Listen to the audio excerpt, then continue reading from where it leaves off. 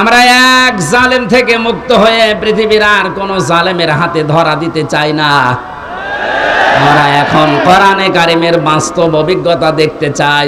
কারণ এ দেশটা 53 বছর স্বাধীন হয়েছে, বাবা চালিয়েছে অনেক দিন, আমরা দেখলাম। আমি দেখি নাই, মুরব্বী দেখিস। স্বামী চালিয়েছিল, আমি দেখি নাই, কারণ আমার 92 সালে জন্ম। এ মুরব্বীরা দেখেছে। চাচা চালিয়েছিল, আমি দেখেছি না, কানে জানি না, শুনেছি। কথা বলছে না কেন? ববরটা তো দেখলাম, ভাবিরটাও দেখেছি। সবাই তো সবার মতো চালিয়েছে। এখন শুধু দেখতে বাকি আছে যে কোরআন দিয়ে দেশ চললে কেমন দেখা যায়। তবে সত্য পথের দিকে ডাকার পরে আমরা চাই চর্ম চোখে দেখতে যে কোরআন দিয়ে চললে কেমন দেখা যায়। যেহেতু আল্লাহর সাহায্য এবং বিজয় আমরা কিছু দেখতে পেয়েছি। অনেকে এখানে এসেছে, এশার নামাজে হয়তো পড়তেও পারেন, ইযা জাআ নাসরুল্লাহি ওয়াল ফাত। হে নবী, যখন আল্লাহর সাহায্য আপনি আসবে তখন বিজয় দেখতে পাবেন। বিজয়ের ভেতরে যতগুলো কাজ আছে তার অন্যতম একটা কাজ হচ্ছে ওয়ারাআইতান নাসা ইয়াদখুলুনা ফি দীনিল্লাহি আফওয়াজা। সত্যিই যদি আল্লাহর সাহায্য এসে যায় তখন আপনি বিজয় পাবেন। আমার তো মনে হয় এত বড় বড় মহারথীরা 17 বছর চেষ্টা করে জালেমের একটু চুল পরিমাণ নড়াতে পারে নাই, কিন্তু ছাত্ররা যা করে দেখিয়েছে, এই বৈষম্য বিরোধী ছাত্র আন্দোলনের এই নেতারা, আমার মনে হয় আল্লাহ আবাবিল পাখির মতো তাদের কাজে লাগিয়েছে। এটা নিঃসন্দেহে আল্লাহর সাহায্য এবং বিজয়। আরে বিজয় আসলে যে 7টা কাজ হয়, তার 1 নম্বরের কাজ হচ্ছে দলে দলে পালে পালে মানুষ ইসলামে প্রবেশ করবে। এই 26 দিনে আমরা যেটা দেখতে পেলাম, কথা বলে না কেন? 25 দিনে 5 তারিখ থেকে 30 তারিখ পর্যন্ত তাকান, কত হিন্দু আমিরে জামাতের হাতে হাত দিয়ে মুসলমান হয়ে যাচ্ছে। কত জালেম পর্যন্ত নিজের জুলুম স্বীকার করে আজ ইসলামে আসতেছে। আজকের একটা জরিপ পেয়েছি, আগস্টের 5 তারিখের আগে এই দেশে মাত্র 20 জন মানুষ চাইতো 100 জনের 20 জন যে ইসলামে দেশে কায়েম হোক। কিন্তু এই 25 দিনের মাথায় এখন অবস্থা এমন দাঁড়িয়েছে, এই দেশে এখন 100 জনের 35 জন মানুষ চাচ্ছে যে ইসলাম কায়েম হোক। এই সময়টা একটু চাইতে দেন। বাংলাদেশে যারা একামতে দিনের দায়িত্ব পালন করে, এই মানুষগুলোর যে ইখলাস আমি দেখেছি। আমি তো বাস্তব ওয়াজ করছি ওনার সাথে, আমি 4 দিন থেকে জেলখানায় একেবারে পাশাপাশি আমি দেখেছি লোকটার আমল, লোকটার ঈমান। এটা পরবর্তী আয়াতে ওইটা আসবে। ওনার যে মর্যাদা, ওনার যে ভরসা, তাওয়াক্কুল আল্লাহর উপরে। আমির হামজাকে লক্ষটা এক জায়গায় করলে ওই রকম তাওয়াক্কুল হবে না। আমি কত আলেমকে জেলখানায় কাঁদতে দেখেছি, আফসোস করে, এমনকি আল্লাহকেও দোষারোপ করে। অথচ লোকটা একটা জেনারেল মানুষ, একটা ডাক্তার, কাদের সংস্পর্শে এসে কোন জায়গায় যে আল্লাহ পৌঁছিয়ে দিয়েছে তারে। আমি যে প্রথমে বলেছিলাম, কেউ যদি জিন্দা ওলি দেখতে চান ওনার দিকে তাকাবেন, কারণ ওনার আমল, ওনার কাজ কারবার, অ্যাক্টিভিটিস, ইখলাস আমি নিজের কাছে থেকে 4 দিন দেখেছিলাম। আমি যুবক মানুষ, এখন 33 বছর বয়স আমার। সারাদিন কোনো কাজ ছিল না, শুধু চিন্তা ছাড়া।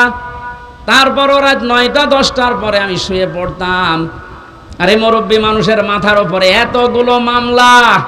ওনার ছেলে ওই সময়ও ছেলে, ওনার স্ত্রী অসুস্থ, ওনার সহকর্মী সহযোদ্ধা যারা এই যে হাজার হাজার পালিয়ে বেড়াচ্ছে, হাজার হাজার ছেলে। ওনার দলের প্রতীক নেই, দল নিষিদ্ধ। এরকম কঠিন মুহূর্তেও লোকটার চেহারার ভেতরে চিন্তার কোনো ছাপ নেই। প্রতি সপ্তাহে 4টা 5টা করে হাজিরা দিয়ে দিয়ে এই যে 8-9 ঘন্টা গাড়িতে থাকা লাগতো। যখন জেলখানায় এসে পৌঁছাতো রাত 9:30 10টায়, বলতাম স্যার খাবার খাবেন না? আপনার এই যে এখানে কিছু দুষ্ট লোক আছে, ওদের মাধ্যমে মোবাইল পাওয়া যায়, চুরি করে নিয়ে এসে দেয়। আমার বলছে হামজা মোবাইল দিয়ে করব কি? কেন আপনার সন্তান আছে, ছেলে, আপনার স্ত্রী অসুস্থ, আপনার দলের লোক সব পালিয়ে বেড়াচ্ছে, একটু খোঁজ নেবেন না? আমারে যেটা শুনিয়েছে ওই কঠিন মুহূর্তে আমারে বলছে হামজা আমার সন্তান সহ স্ত্রী সহ আমার সহকর্মী সহযোদ্ধাদেরকে আমি আল্লাহর হাতে রেখে এসেছি। আমার তো একেবারে পুরোপুরি বিশ্বাস ওই দিন থেকে যে ওনার এই তাওয়াক্কুলের কারণে এই 25 দিনে 20 থেকে 35-15% মানুষ ইসলামে আসা বেড়ে গেছে। এজন্য মানুষগুলোর ইখলাসের আপনি দাম দিতে শেখেন। এদেশের দেশপ্রেমিক হিসাবে যদি এখন 1 নম্বরের তালিকায় থাকে যারা ভুয়া তুলেছিল, তাদের এখন মানুষ চিনে ফেলেছে। বাংলাদেশে একজন প্রতিচর্যা আলেমে দিন মুফতি কাজী ইব্রাহিম বাইরের দেশ থেকে ঘোষণা দিয়েছে, অনেকে তো পাগল ছাগল না, 10 জন আলেম যদি এই দেশে থাকে তিনি একজন। ঘোষণা দিয়েছে এই বাংলাদেশে যদি কেউ দেশপ্রেমিক বলে দাবি করে সেটা 1 নম্বরে জামাত আর শিবিরেরা। বাকিগুলো যারা এগুলো তুলতেছে, এই কথা শোনেন আগে, বাকি যারা এগুলো তোলে অধিকাংশগুলোই মিথ্যাবাদী। দেশপ্রেমের ধোঁয়া তুলছে যে আমি দেশপ্রেমিক, অথচ শরীরের ভেতরে দেশপ্রেমের কোনো চিহ্ন নেই। পায়ে যে জুতা দিয়ে আছে বিদেশি জুতা, গায়ে যে শার্ট দিয়েছে বিদেশি শার্ট। হ্যাঁ কথা বলে না কেন? এমনকি মাথার চুলেন কাটিং তাও বিদেশি, বিরাজ করে এসেছিল বিদেশি, এমনকি বিয়ে করেছে তাও বিদেশি। আর কে বলছে যে দেশপ্রেম? শয়তান এগুলো দেখে হাসতো, এখন মনে হয় শয়তানের হাসি একটু বন্ধ হয়েছে।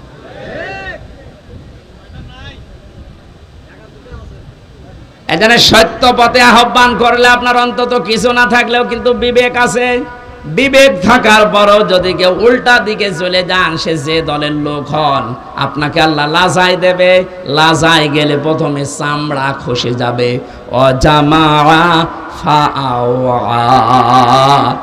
আল্লাহ পাক বলেন 2 নম্বরে দুনিয়ায় যারা মাল সম্পদ জমা করে আর মনে করে এটা স্থায়ীভাবে থাকবে, এটা আজকে অনেকেই 17 বছর মনে করেছিল।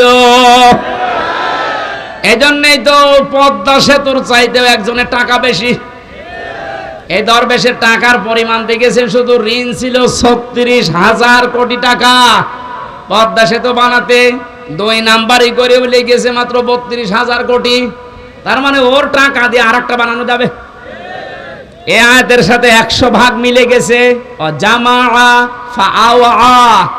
ওরা মাল সম্পদ জমা করে আর মনে করে এটা স্থায়ীভাবে আমার কাছে থাকবে, এ আর হাত ছাড়া হবে না। আল্লাহ এমন ভাবে ধরেছেন, চোখ বন্ধ করার সময় দেয়নি।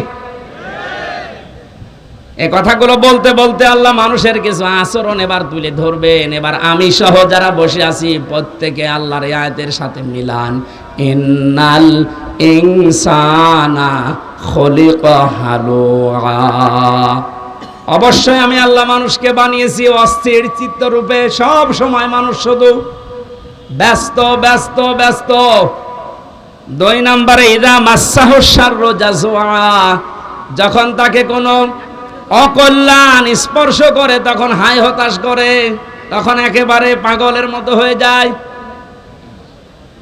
ওয়াইদা মাসাহুল খায়রু মানুআ, যখন তাকে কোনো কল্যাণ ভালো কিছু পায় তখন ওই লোকটা কৃপণ হয়ে যায়। মানুষের কিছু চরিত্র বর্ণনা করছিলেন আল্লাহ রাব্বুল আলামিন বলেন মানুষ অস্থির, বিপদে পড়লে মানুষ হায় হতাশ করে, নিয়ামত পেলে কৃপণ হয়ে যায়।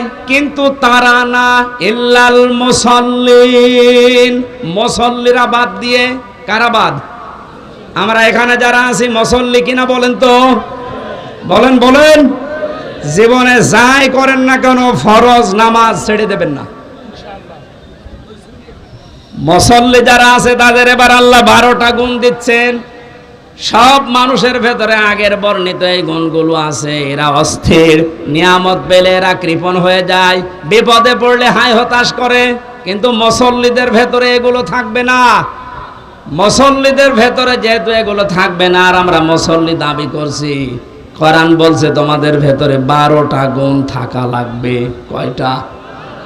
আজকে এই 12টা গুণের কথা শুনে বাড়ি নিয়ে যাবেন, তাহলে এই মাহফিল সাকসেস হবে।